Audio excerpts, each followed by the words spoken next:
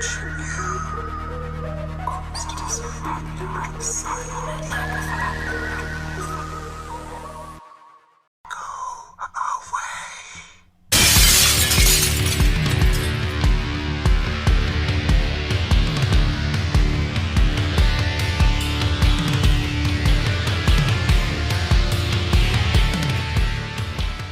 guys, and welcome back to Talking with Shadows, the conversation everyone has, but no one wants to admit to. Here with your host, Vic Waitley. And Marcus D. And the very first thing we want to do is give a big shout out to our newest patron, Bonnie. Thank you so much, Bonnie, for signing up. We really do appreciate it. We always appreciate when anybody wants to show their support to us, whether it's a like, a comment, a review, however you guys want to do it. Yeah, I like those. I really like the shares, though. Yeah, we have. If there's something you guys can do to really help us out, it is share our content. That way more people can actually hear our message and stuff. All right. Do we have any comments from last time? Yeah, let's delve into this episode. We want to delve into some comments that you guys had from our last episode, the Gates of Hell episode. A little bit more of adult episode. Super sorry for not getting the not safe for work thing up till like halfway through. Yeah, it was really weird that we didn't see that coming. Like, well, we usually don't handle information quite that dark. It was that one went a little darker than normal. All right, but that was our bad. But the first comment that we want to do comes to us from What's Wrong With You, Man? Awesome, great group of comedians that I do know. They actually gave a recommendation for our the names of our fans. So for those of you guys that are just tuning in now or you missed last week's episode, we're trying to come up with a name for our fan base. And we thought the best thing that we could do is have you guys give us suggestions, and then we'll take the best suggestions and put them up as a poll. Did you say for those of you who are just tuning in now? We're just starting the podcast. Everyone's just tuning in now. Well, no, I get what you're saying. I get what you're saying. Picking on me. Anyway, Back to the comment. Thank you very much. From What's Wrong With You, Man? What's Wrong With You, Man suggested shadow spirits. I like that. Like, hey, all you shadow spirits out there. Yeah. I see it. I like it. That's a good one. I'm definitely going to keep that one around. Death Knight. Death Knight's comment from our last episode was talking about it. He said, you guys make a good point. So many gates to hell and ways to open them, and not many gates to heaven. But maybe look at it differently. Gates to the other side or paradise. And for names, here's a few. The Candlers, the Whisperers. Ooh, I like that one. You know, as far as like gates to the other side, though, there's one that we didn't talk about that I had considered that was a gate to purgatory. Why would anybody want to go to purgatory? I don't know. That just sounds like you're just like sitting around like at the DMV. Like it's mainly a spiritual passage to train priests. I think that's about all it's used for right now, but I still thought that was kind of a neat idea. Huh. Oh, and as far as the names, I really am liking Whisperers. Whisperers definitely so far is one of our favorites. Absolutely. Really like that one. Yeah. The next comment comes to us from Frank, who I bet didn't think that we were going to respond to this. Frank said, it would be really nice to actually tell the story instead of just talking nonsense. Well, Frank, you've been a subscriber for a while, so we're going to get back to you. The side details of the story were way more interesting than the story, so we kind of ended up focusing on that, but sorry for us not being a little more focused on that part. We'll try to keep that in mind for next time. Sorry, man. Sure. K. Bennett, 2587, said, this might sound weird, but if the bridges are over water, also given the sexual reproduction organ being missing, I would put money that this cult is into taking the sacred feminine power into themselves. Water has always been a symbol of the primal energies of Mother Earth, plus given ancients such as the Holy Grail, as well as the Eye of Odin, and also the Greek story of Zeus consuming Metis, his first wife, to gain the power of the divine feminine. I fear this cult might be doing it right, where they might actually consume parts of the woman to gain the power of the feminine. Well, unfortunately, they're not over water. Neither of the two bridges that they were found between are. But I think you might be right about, like, there definitely being a aspect of the sacred feminine, and I would not put it past these guys to be consuming them. I would think if that is their goal to like gain the power of the sacred feminine, wouldn't it be easier to just like to listen to like a Dolly Parton album or something from McIntyre instead of being a terrible, horrible person? I would prefer for people to be doing that, but in a mystical sense, not. I don't think that's quite going to cut it. Maybe not, but I think it would be a better way about going to do it than being a horrible person. No, definitely. By sacrificing women to the gates of hell. Man, don't worry. I'm not condoning their behavior.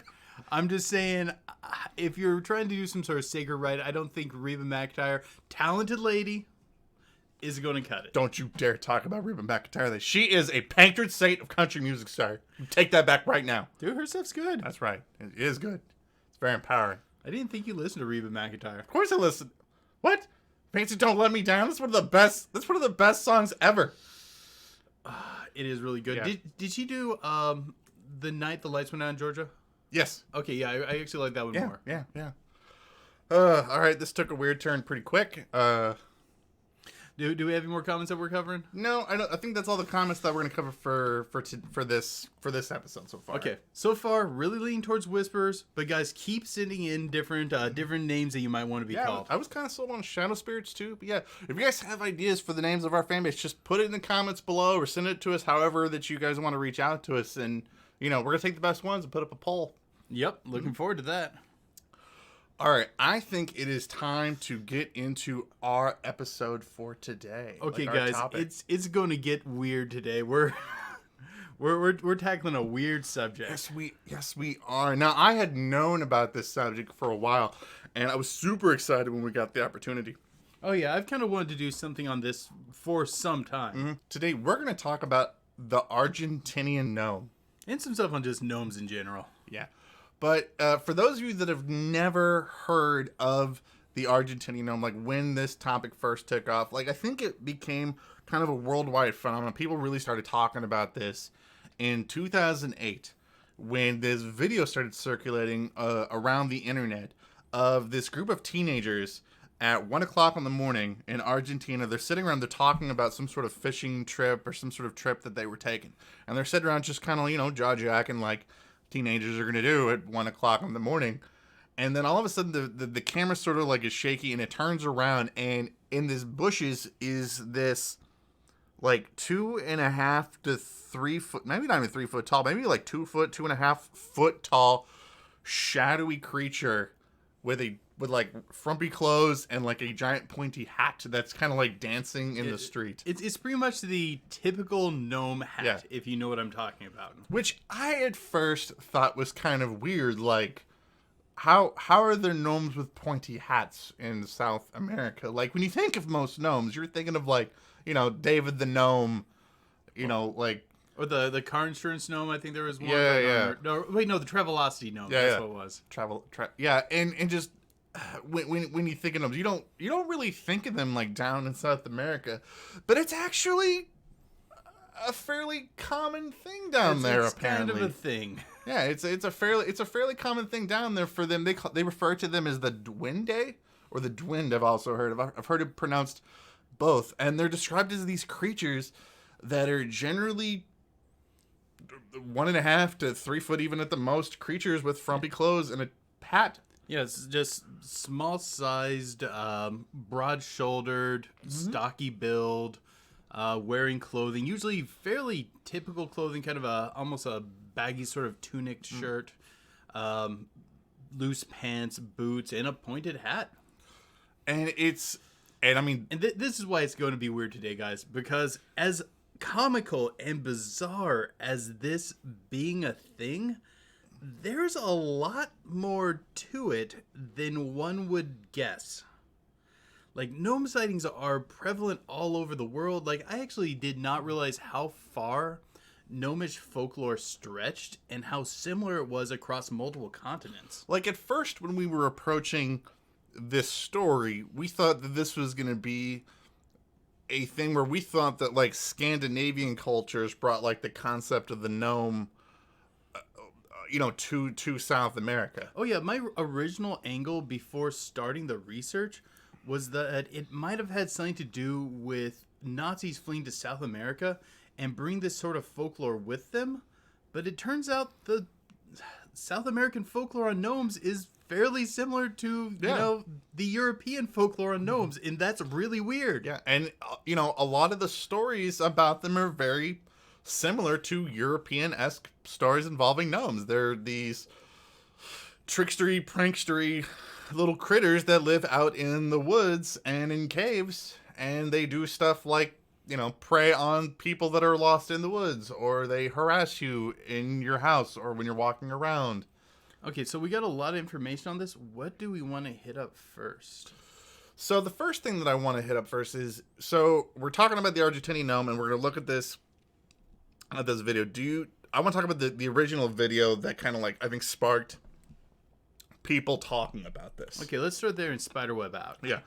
So the first thing that I want to ask is, do you think that the original video from 2008 of the Argentinian Gnome, where it's just jumping out of the bushes, do you think it's real? I'm not great at analyzing video footage. I can do a little bit of it, but I looked at it and nothing jumped out to me as being obviously faked. Maybe it could have been done using practical mechanics, like creating a false perspective to make it seem shorter or something like that. But the main thing that makes me think it might not be faked is that, well, it's so very strange. There's such odd choices in it. It looks so very on the nose of being something out of a fairy tale book. And if you're trying to stage something for oh, I'm going to make a fake modern paranormal thing, you think you'd hit something with a broader sort of appeal instead of something just straight out of nowhere. And my approach is this. What's the motive of creating it at that point?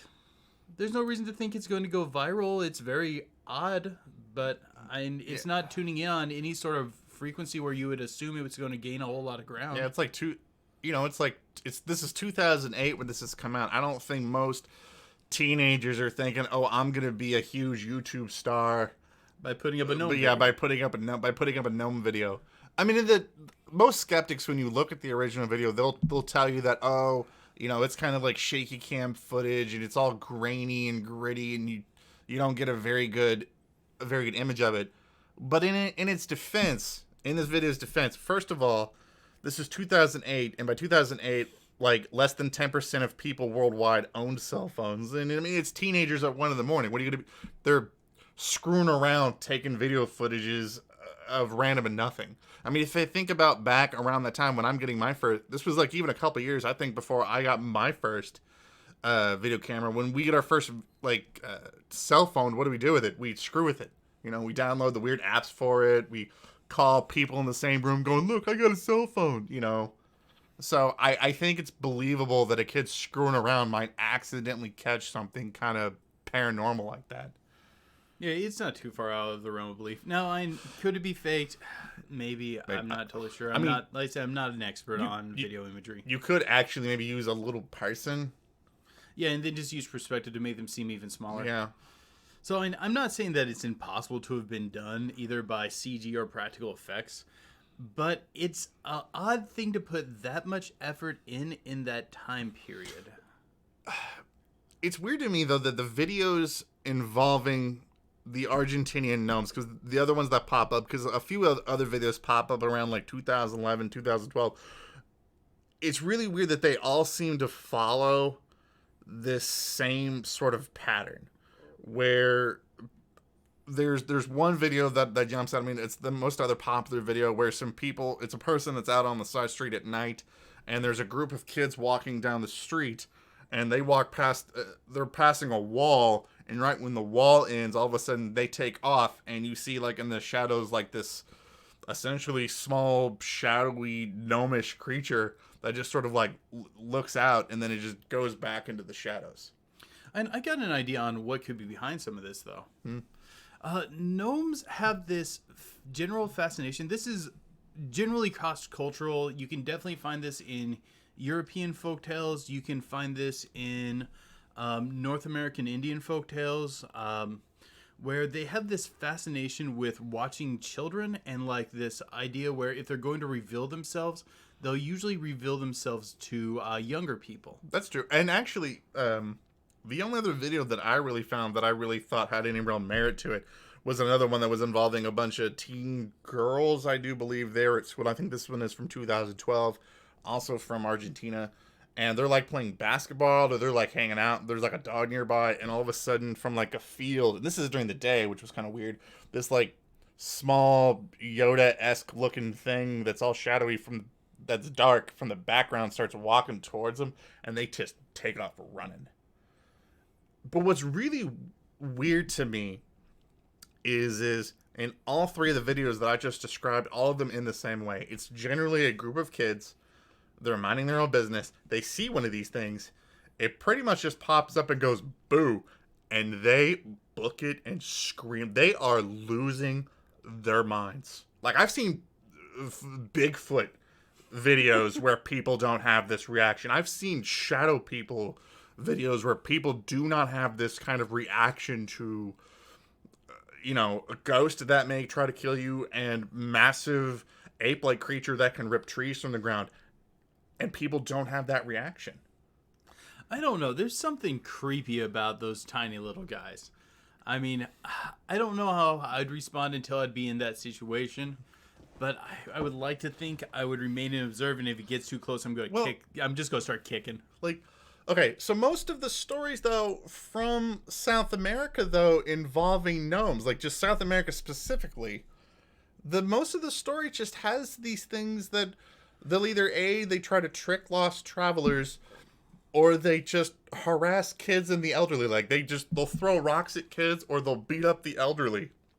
And the Duende seem to be a little more mean-spirited than some of their international cousins. Like in many of the European tales, they're not consistently this bad. In some of the American Indian tales, it really depends on where you're talking about, because in some of them they're friendly, and some of them they're really, really unfriendly. Yeah, like in most stories involving the Duende that I found from South America, it's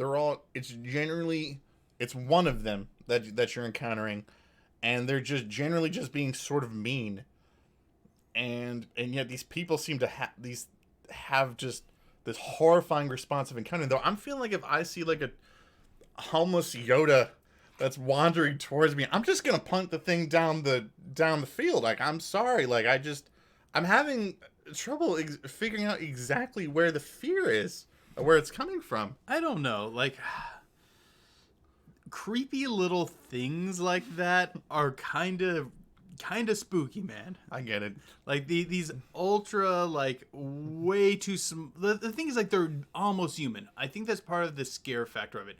They're so close to being human, and they're clearly not. And it's probably a little bit of the cave cricket effect, where if you try to spook a cricket, it's just gonna run off. But cave crickets will all move towards you when you do that, and it generally disturbs things. So this small thing coming at you, what's it doing? What's it planning? It's so strange. It's so much like us, but it's not like us. I think it's a combination of all those things. Like, and also remember, they're being caught off by surprise. They're not going into this thinking they're going to see something. It's just just imagine you're in the middle of doing like a daily chore. You're in the middle of doing laundry. And so you've just got done loading the laundry in, you get the washer turned on, you turn to your right, and boom, down the hallway is this tiny little person dressed like some sort of little weirdo with a pointed hat, and he's coming straight for you. I'm kind of getting around now. Like, physically, when you look at them, they don't look intimidating, but gnomes are supposed to be extremely stealthy, so they're probably coming literally out of nowhere. Like, one of the stories that I found when I was doing some research, it was a guy, he was hearing like some thumping around in his kitchen at night, and eventually gets up and goes and looks for it, and there's this little pale man, like just kind of on all fours, staring up at him. He's gnarled and nasty looking, and just looks at him and goes, "Go away." And the guy's terrified. And I kind of get that, like mini golems in your kitchen wrecking stuff up. Like, the worst actual story that I found of these things that I heard was, I don't know if it was from Mexico or if this one was from Argentina because I couldn't peg this one down specifically about the location, what it was. But it was a woman who, it was talking about a story in which I think one of their daughters goes missing. And they don't know what to do, so they appeal to a local town witch as to where their daughter may have turned up. And the witch essentially tells them that their daughter was taken by the Duende, one of them, and they bartered with the witch, and the witch ended up helping them locate where their daughter was. And then they bring the daughter back, and she was just a captive of one of these things for a few days. I wish I could have gotten more of that story as to what happened while she was like kidnapped by one of these, because I think it would definitely paint a better picture of their motives, of a account of like of what they're really like. I'm at least according to folklore, they're pretty good at kidnapping people, and they're pretty good at getting people lost. Like really good at getting people lost. Are you familiar with being pixie led? Pixie led. Wait, is that like? That sounds like a bad candy flavor. Okay, like a pixie stick. Being pixie led, it's where you're in a familiar place, but suddenly you're lost, even though you should know exactly where you are, or you're in an area where you haven't gone far from the trail, and suddenly, even though you've only taken a few steps, any sign of where you've been is gone, or being lost for hours in 1 acre of forest, where you should be able to just pick one direction and move and get right out. They're supposed to be able to make you pixie led. And that's not uncommon for these like fae type of creatures to have this sort of power. And that's where the term comes from, being pixie led. I gotcha. But this is a ability that's often associated with gnomes. The only weird motivating, like other weird thing that was about at least the Duende that I found, like the ones from South America, and it might even explain a little bit more about as to why these teenagers seem to just have this like horrific fear of these things. Is the story goes, at least with these particular gnomes, is that what they do is they're kind of like a cautionary tale. They're like, but the thing is like they come to children at night, but they come to the children that like don't trim their toenails, and then they're gonna weird. Then they're gonna like trim the toenail off, but then if they feel like it, they're just gonna take the whole toe. Okay, it's got like a weird like Struwelpeter kind of like German cautionary tale. Oh, like Der Grosser Man? Yeah, like kind of feel to it. Okay. Questions. Now, I wasn't familiar with this story, and I now have questions. So now that might explain why I'm taking off, because you're like, it's gonna take my toe. Okay. First, no, I'm gonna go with the other. One of these questions is disturbing me way more than the other. What are they doing with the toenails? Maybe they use it as currency. That's still not a satisfying answer. And then, like, also, why cut it off? I guess just to kind of make the folktale a little more gruesome, I guess. And I guess. Like, but this makes a lot of sense, because I'd found a story that didn't make much sense to me. Mm-hmm. And this makes the whole thing come into perspective. I was actually not going to tell this one because it just didn't really make sense, but I didn't know about this part of the legend. Where a guy was remembering a story from when he was a kid. And when he was a kid, he was sleeping and he felt this weird kind of pang in his big toe. And he wakes up and looks down, and there's this gnomish person at the foot of his bed with a knife. And once he realizes he's been seen, he starts to cut like he's going to try to cut the toe, and he gets like a gouge into it. And the kid jumps out of the bed and goes running out and gets his mom and sends him back in. But he had a very real cut from it. Now, if I'm thinking, however, like if some like little gnomish creature is going to take my toes, I might take off for that. Like I might take off running for that. But like I don't know why some of these gnomes are just so mean. I think it kills the intimidation factor. I like the idea that you have no clue what they're coming at you for. I think that makes them scarier. Like they're just born angry and mad. Well, here's one of the things I'm wondering. They're not consistently nice everywhere, but they do seem to be notably meaner in the South American folklore, and I'm kind of wondering at the why of that. Do you have any ideas? So the only theory, I got one theory. I have one theory. So some a lot of people think that they're just nature spirits. You know. Oh, can you jump in on this part? Yeah. Okay. Okay, yeah. The root of the word gnome, it comes from a Scandinavian alchemist named Paracelsus, and he's considered to be the father of modern taxonomy, which kind of blew my mind. And he was documenting not only local animals and stuff, he had a very good methodology for documenting like physical traits and things like that. He also documented the various spirits that makes the world work. And I believe he's also where we take the root word udine from as well for the water spirits. But he identified gnomes as being one of the primary facilitating entities of the earth and making a lot of the natural functions run. And that, and he described them very similar to what modern gnomes are described to. There's very little bit of deviation there. The beard, the height, it's more or less all the same.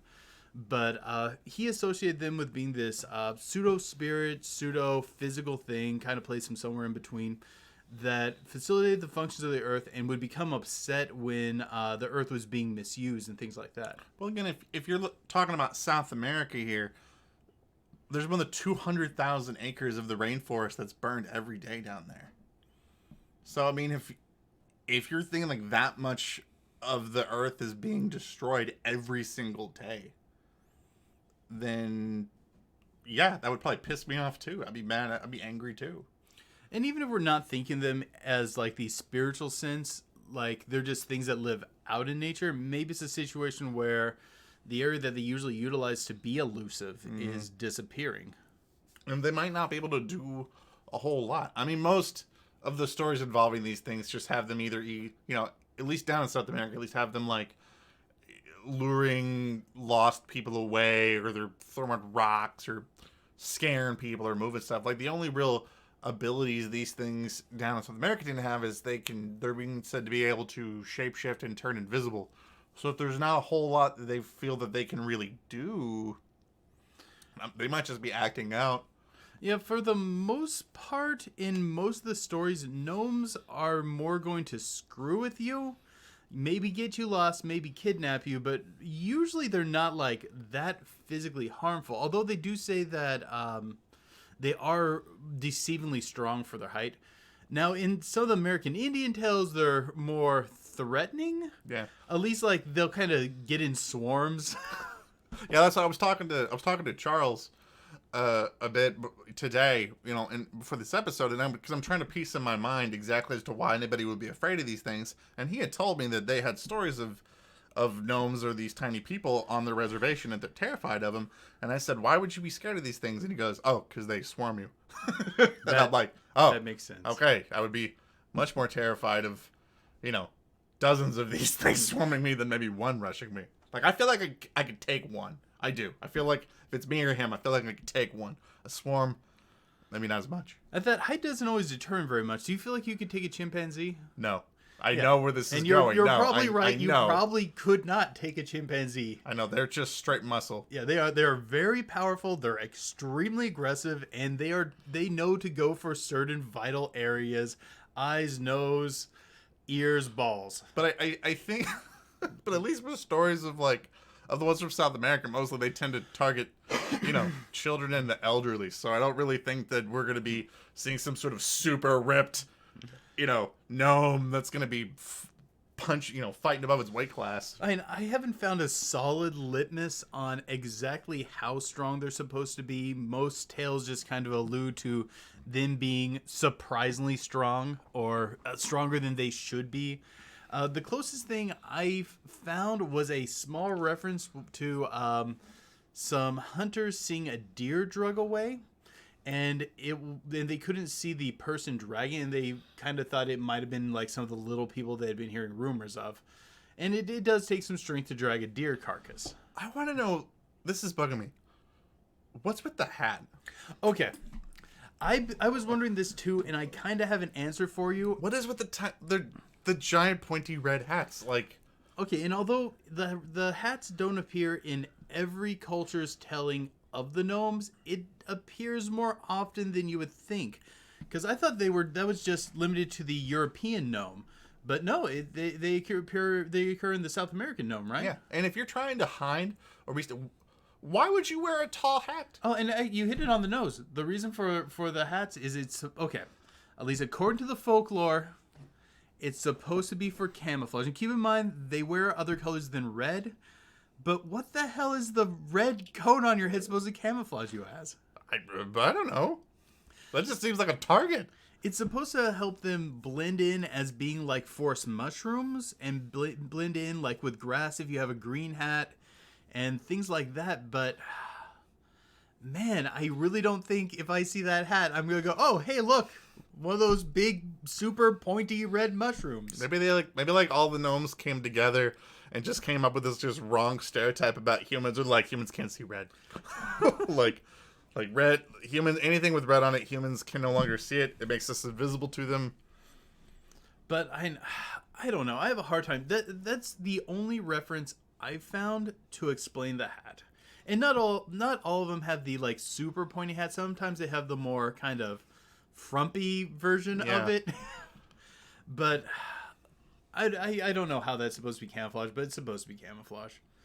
But are you familiar with Tommyknockers? I know Bogarts. I don't know Tom. Wait. No. Wait. Tommyknockers, they're the things that knock in my... I know these. These are mines. Yeah. Yes, I do know these. Yeah, this is a type of myth that's generally associated with gnomes. And I'd even say Bogarts are not terribly far off. I think you could almost classify them as the same thing as gnomes.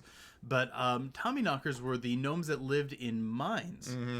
And they were real capricious. Like, that seems to be kind of a theme in these stories. Yeah, they just screw with miners. Like, sometimes they would collapse mine tunnels intentionally, and sometimes they just knew a mine collapse was going to happen. But either way, they would start, and I believe this myth is originally from Scandinavia, but they would knock on the walls of the mines to warn the miners that, hey, everything's about to collapse in.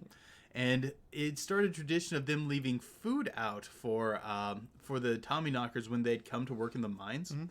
And then when they came to America, it became like a trend over here for a little bit to start leaving out offerings for the Tommyknockers. But so wait, let me get this straight. So gnomes not only throw rocks, beat up the elderly, but they also blackmail miners. Yeah, more or less, yeah. What is wrong with these things? Why is there so much hate in their tiny little hearts? Well, they're people. If they're that hateful, they just wouldn't tell people at all. Like, they wouldn't give the warning at all. Gosh. I think it's more like, go back to some of the, this doesn't come from the oldest fairy tales, but kind of some of the middling fairy tales, where often fairies only had enough room in their heart to experience one emotion at a time. And that's what makes them such petty and puckish creatures. I think it goes back to that sort of folkloric vein where they're generally kind of petty entities, and they'll take and if you make them mad, they're 100% mad, and if you make them happy, they're 100% happy. It's just one emotion at a time, and they go all in on it. And we're like, and most things, it's so much easier to be negative than positive. But so they're probably just gonna be mad all the time. They're just really capricious sort of creatures where sometimes they're going to help and save lives, and sometimes they're going to collapse a mine. Mm-hmm. But also, like, it spread beyond that. There were like types of Tommyknockers for other sort of careers. Like, the one that stands out to me the most is there were ones that became shipfarers. And like, if there was a bad storm coming, they would knock on the deck and stuff like that. And they had like that sort of ability to remain elusive and invisible even on boats. Truthfully, I bet they're just doing that just to like save themselves. They're like, hey, there's a storm coming. There's a storm coming. You better not be seeing the ship. Gnomes can't swim. That makes way more sense. Like, I didn't think about that angle. They're just being petty to save themselves. Yeah, that makes so much sense that they're just like, hey, don't crash the boat. Well, even with the Tommyknockers in the caves, maybe they just live in the caves, and they understand caves. And if you see miners like, knocking on a support wall, I guess, in your mind, you're like, hey, don't you be knocking on that wall. You're gonna knock my home down. But the Tommyknockers, they were going to warn if there was going to be a collapse, not to warn someone from starting a collapse. No, they don't want the mine to collapse because it's their house. No. When you hear the knocking from the Tommyknockers, mm-hmm. that means the collapse is going to happen. Oh, yeah, that's not. If you keep doing this, it's going to collapse. So the knockers, okay. It's going to happen. Oh, gotcha. And it's just your warning to just go ahead and get the heck out of the mine. Gotcha. Now, something else that makes sense for that is it might be the rocks cracking, getting ready to give way. So there could easily be a practical explanation for the Tommyknockers. I don't know all about it. I've never worked in a mine, but that makes sense to me that it could be just, the early stage of the collapse beginning to happen. But either way, that carried the story. The miners' traditions carried the story to new places. I really want to be there, like back in the day when the first Scandinavian miners coming to America were working with the first American Indian miners that they were working with, and talking about these little people, and they're like, "Oh wait, no, man, we know about it. We're good. We're good. Okay." It's like, yeah, we got him here. Yeah, I was like, they're like, when you knock on, I was like, when you hear them knock on the music cave, get out. And the Native Americans are like, okay, don't go to this part of the woods because that's their part of the woods. Don't they usually hang out around rivers? And drag you into rivers. Like, don't go to the river because they'll drown you. Man, I just do not want to see a bunch of little bearded people jumping out of the woods and trying to drag me into the water. But just mean little buggers. And they're often described as having a certain degree of deformity as well. Mm-hmm. Well, I mean, they're like 2 feet tall. I definitely it's really weird. Like, it runs the gambit of what they actually look like, because you'll see stories involving them having pointed ears. You'll see stories of them looking like straight up like World of Warcraft goblins that they're talking about and things too, and sometimes with crooked teeth and giant bulbous noses. It's weird. Like, there's almost as many like ways that a gnome can look in most of these stories as much as like what a person can look like when you run into them. Once again, I'm going to pull us back towards the direction of European folklore, because I know that so much better than South American folklore, and I know what their answer would be to this. It's the form of court they're from. The Seelie and Unseelie, or if you prefer the pronunciation, Shalie and Unshalie. As I understand, both pronunciations are correct. It depends on who you're talking to and where you're at. But like some of them are going to be associated with that night court, and they're going to look more disturbing. Some of them are going to be associated with that day court, and they're going to look more like beautiful and traditionally what you'd think from a fae folk. Well, no, in South America, it's a little more pragmatic. They just went with, oh, they can shapeshift. They streamlined that and simplified it. Like they're all the same. It's generally one type of thing. They could just all look different because they can just shapeshift and just look differently. I saw like one video, and it was strange. If any of them are going to be CGI hoaxes, it would probably be this one, because it was actually the only time I saw a video of one in a house, and it's taking place in like a living room, and you're looking at the house, and all of a sudden you see what looks like kind of like a black bar on the floor, and then it like gets up, and it looks like the best way that I could describe it is the like one of those worm guys from Men in Black, but it's like black and it just takes off behind the TV. I wonder if it's the same one I'm thinking of. I had seen one where I think this one was on a kitchen floor, and it's just this dark shape running, but it was obviously a run cycle. It was 100% a fake one, the one I'm thinking of. It may have been. I don't know if it's different. Are you trying to pop it up for me? Yeah, I was trying to pop it up to see if I could actually see if we're talking about the same one. Okay, it's hanging out there. See, it does look more like a living room, like what I was talking about. Mm-hmm. And again, it's just like all the other videos of these things. It's super grainy. It's hard to tell. But the thing's like so much thinner than most of the other videos involving these goblins. Or gnomes, I apologize. My first thought is, this looks a lot like... I feel like I've seen a video very similar to this before. I can't say definitely it's faked. There's some things. It has a nice shadow to it, but it's so grainy I can't really say. Mm-hmm. And again, you're just gonna see that if you try to go look up any sort of videos about these things. They're either just really, really grainy, or they're just far away. At least the ones from South America, anyway. Okay. Are you familiar with the San Pedro mountain mummy? I am not familiar with that. Okay, I'm going to give you the quick of it because I want to get into the discussion on this. Okay. Back in October 1932, these two miners were mining in Wyoming, and they ended up accidentally digging into a closed-off chamber. And in this small chamber was this very odd-looking small mummy, just about a foot and some change tall. And it's in this kind of meditative pose, and it's just totally just mummified over time. And they took it out and they're like, just what the heck is this thing going that we got here? Where is this at, you said? What's it called? The San Pedro Mountain Mummy. It's in Wyoming. Okay.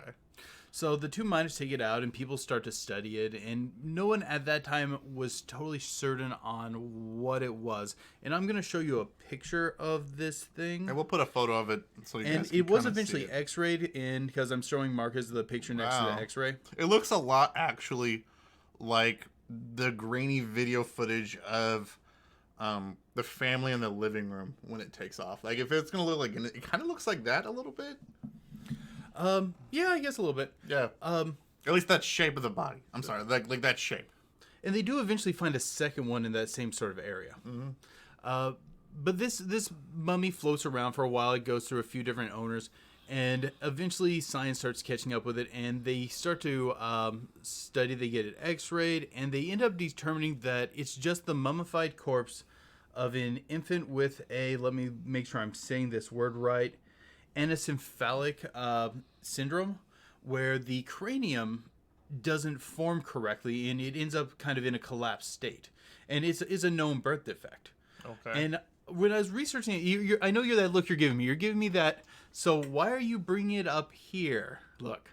Okay, because I was about to write this story off too, but then I found someone on a forum who pointed something out.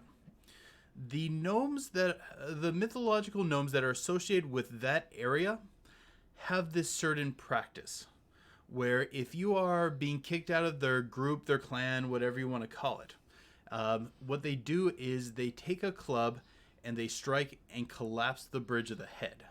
Mm-hmm. So it would create something looking very similar to that specific syndrome. I can't say for sure which one it is, but that's enough for me to go, that's enough of a mystery I wanted to talk about here with you guys, because that brought it back into the fray. And as far as checking further into it, this artifact has effectively disappeared at this point.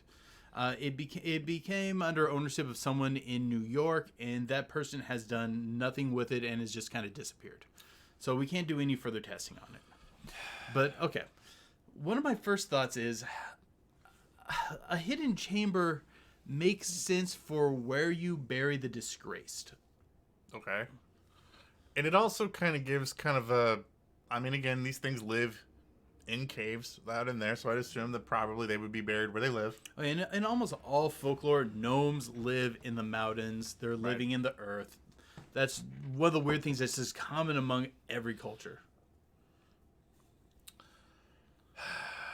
So what do you think?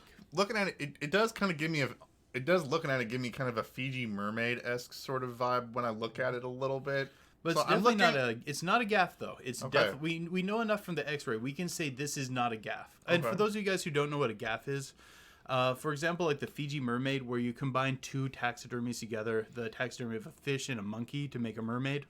But we can confirm this is not a gaff.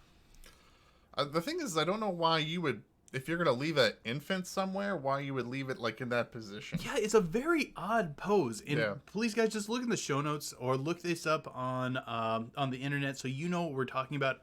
It's a very peculiar pose. Yeah, and I think if this was just some random family living in the mountains or somewhere that's up there, I think it would seem like it'd be kind of odd to leave it buried that way rather than just supine, laying down in a hole rather than it just sitting up. Unless you just left it. Here's another thing that I thought was odd. Yeah. The miners didn't give a really good description of it in the story I was reading. Mm-hmm. But it sounded like they weren't describing a hole. Mm-hmm. It sounded like they're describing a tomb because they're describing it had walls, it had dimensions, that this was something man-made, and then it was sealed up. And they just simply accidentally dug in. So they just found a gnome prison? Maybe? That's kind of what I'm wondering. I'm not sure. And the description was kind of like a tomb, that the whole area was seemed to have been intentionally rocked off. Okay, so here I'm gonna pose a different question to you here. The whole thing that we've been describing about these gnomes and what they do, where they like are general tricksters and pranksters, and their general demeanor is to be mean to people, and beat up old people. Well, in South America. What would you have to do to piss these things off?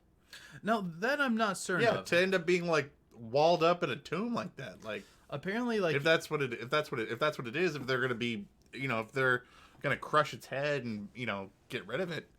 I mean, like I said, I was about to just write this story off until I just read one thing, and that pulled me back into it, and I'm like, we got to talk about this because this is just such an odd coincidence, and it's just such an odd sort of practice altogether. Like, I hope you guys are looking at the picture right now. It does look like a baby with a hydrocephalic head, but at the same time, the whole thing's so very strange, guys. Wow, this is just strange stuff. All right, so what are your final thoughts on these gnomes? Whether it's the Argentinian gnome stuff or just gnomes in general, what's your final thoughts? There's this subject's okay. When you first look at this subject, it seems like it's going to be real surface, but it is so dense. There's a lot of stuff we didn't even get to today. We might have to talk about this again. Like I was wanting to talk about the Togolosh too, and some of the stuff involving Aboriginal gnomes, but okay. One of the main things I look at for is this true is it cross-cultural? Because there's a big connection between folktales and culture and the oral tradition of those people. Either this is an oral tradition that's shared between, Western Europeans and American Indians in South America, which seems very bizarre, or there's some degree of truth to this.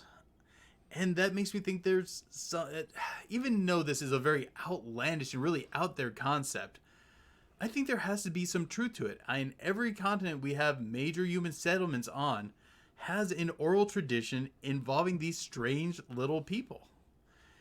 And there's a lot of weird connections between them besides just the physical descriptions. Like the damn gnome hat pops up in way more cultures than it freaking should.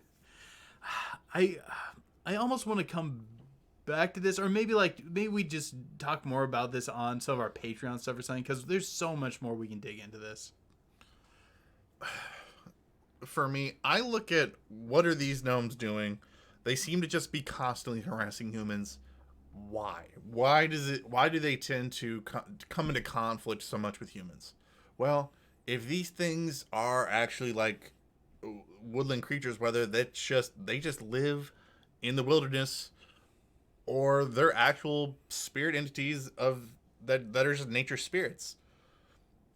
If you look at humanity and what we do, we go out and we change nature to fit our needs, and sometimes our needs they're probably not going to be what the gnome needs. They're probably going to be very different to that. So I think that's why humanity is often coming into conflict or interacting with these gnomes.